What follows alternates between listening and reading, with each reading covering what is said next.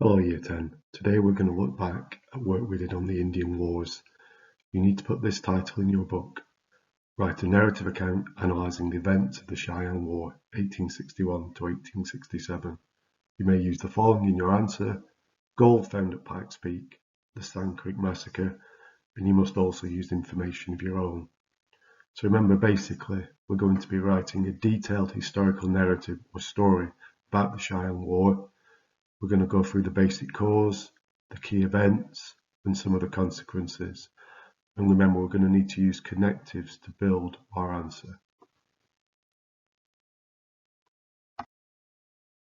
Hello Year 10. This is just a recap of the major events of the Cheyenne War.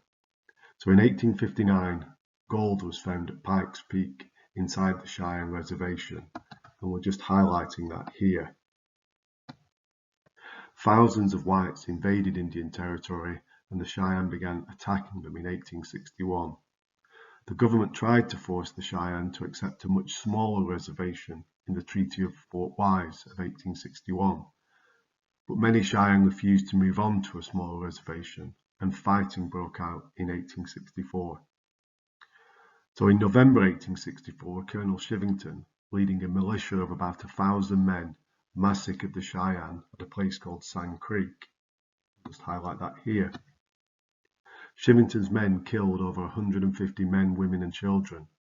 The Cheyenne had been flying a white flag, believing that a peace treaty was in effect.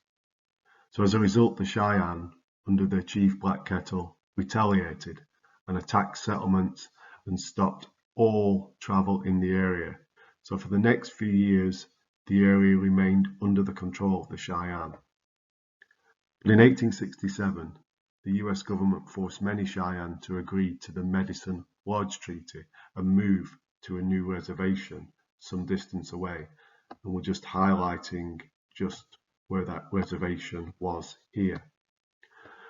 The US Army hunted down those who refused, and in the Battle of Washita, 1868, General Custer killed Chief Black Kettle.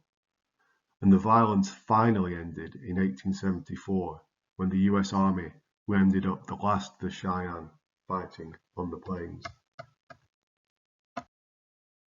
So this is the structure you'll need to follow.